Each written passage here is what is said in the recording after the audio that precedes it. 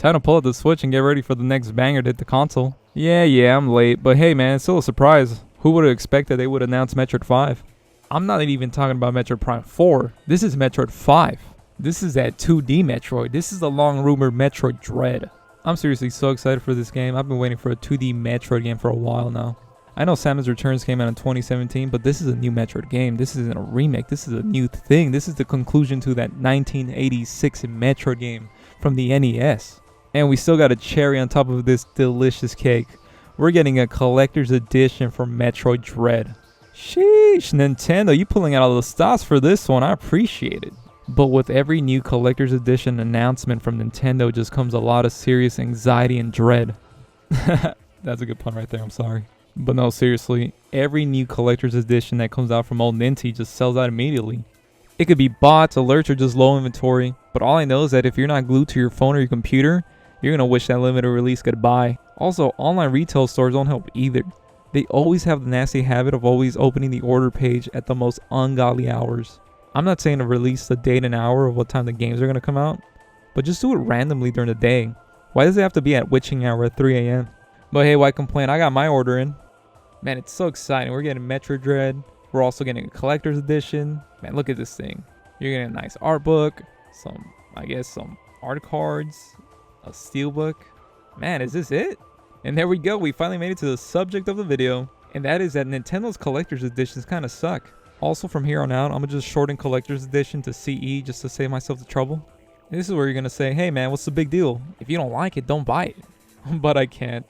I'm a slave to capitalism. I don't need it, obviously, but if it's a series that I love and hold near and dear to me, I need it. I don't need it, but I need it. You get it, right? And it's not just me, of course. I mean, these things sell out immediately. But listen up, Nintendo. I can't stand this anymore. Put some more effort into your limited releases. Specifically, I'm talking about Nintendo of America. I'm talking to you, Mr. Bowser. I actually don't know how much say you have in these releases, but all I know is that I see Nintendo of Europe get just a little bit more. I mean, it's not that much better, but it's better what we get here in the States. I mean, come on, let it be equal. And yeah, I know, I can actually order these editions because the Switch isn't region locked, thankfully. But that's just too many steps. Don't make me go through too many steps. Why? But I'll say this, Metroid Dread might be the only exception because I'm actually interested to see if the art book comes with any concept art from the year 2000 and up, you know, when they were actually throwing rumors and Easter eggs in the old Metroid Prime games. But I don't know if it's still worth $89.99. And the crazy part is, you see that amiibo on the picture? That's not actually included in the special edition. That comes separately. At least this time it doesn't have additional content hidden on the amiibo, just like Samus Returns. Which sucks too, because if you didn't buy the amiibo, you actually missed out on that extra content. But yeah, it would have been nice if you actually add the amiibos onto the special editions. I mean, why make it the amiibos and not add them to the special editions? Especially if it has a little bit of content or any feature. You're just going to miss out when they sell out. But we'll speak on that matter a little bit later. I mean, it's not all bad with Nintendo. They actually do have some cool collector's editions.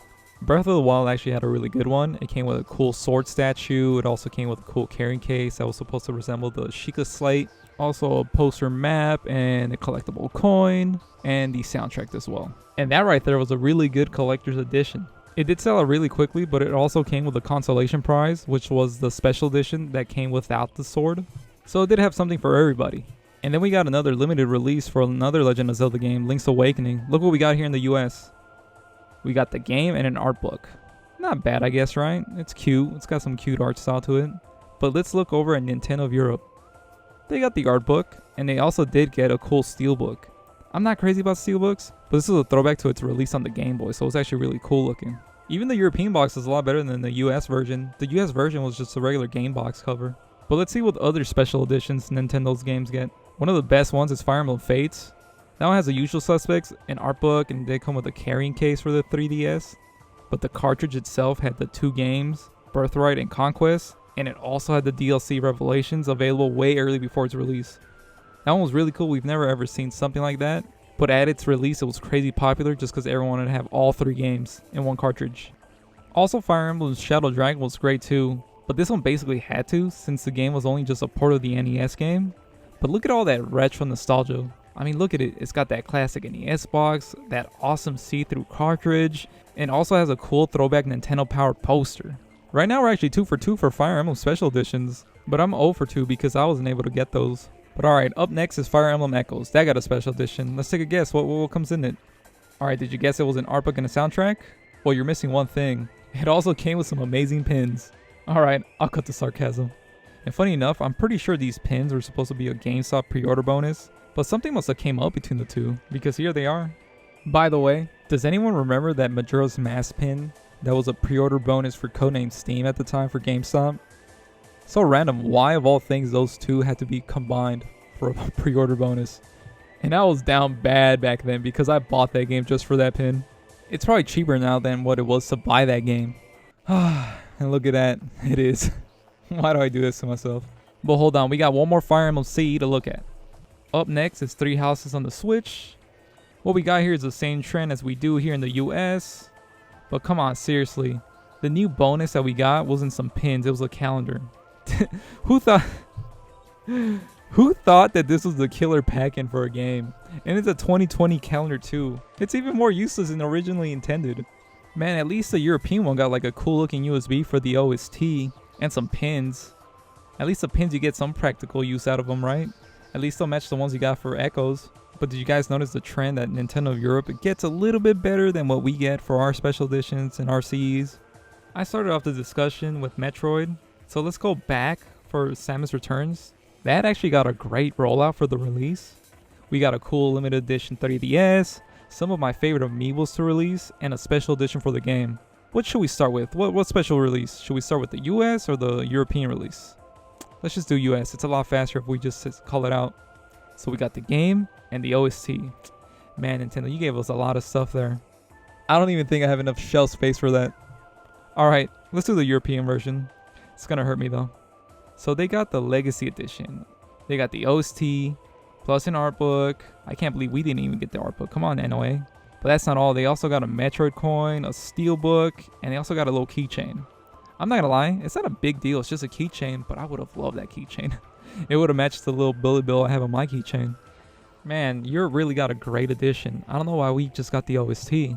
Why, Mr. Bowser? Why do you do this to us? I actually don't know if Mr. Bowser was actually president at the time, but I'm just blaming him at this point. So please forgive my ignorance about it. But hey, we still got that really cool reversible artwork for the game. It might sound sarcastic, but I actually really do like that.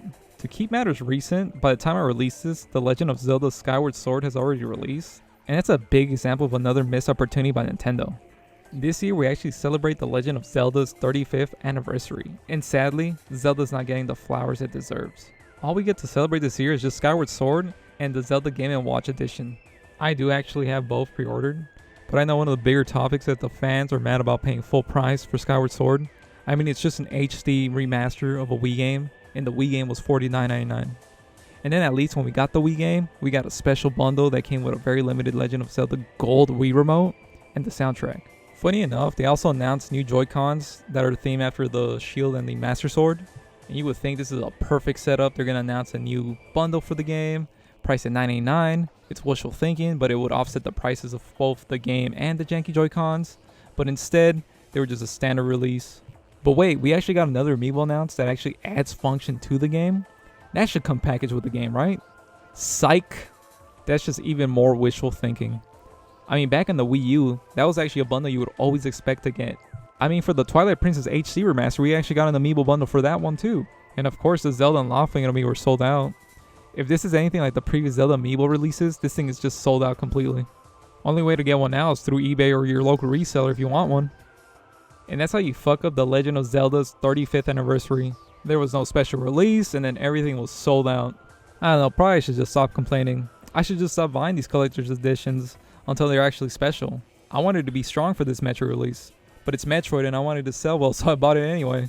The next game I'm looking forward to the most is Breath of the Wild 2, and if we expect a special edition for that, I already know what to expect. It's just gonna be the game, a nice little art book, and probably just a soundtrack. But hey, it's Zelda. And I'm just gonna have to buy it, so pray for me, y'all. I'm a slave and I can't escape this hell. And I hope for that release I get some sleep, because I know it's gonna release at the dumbest hour.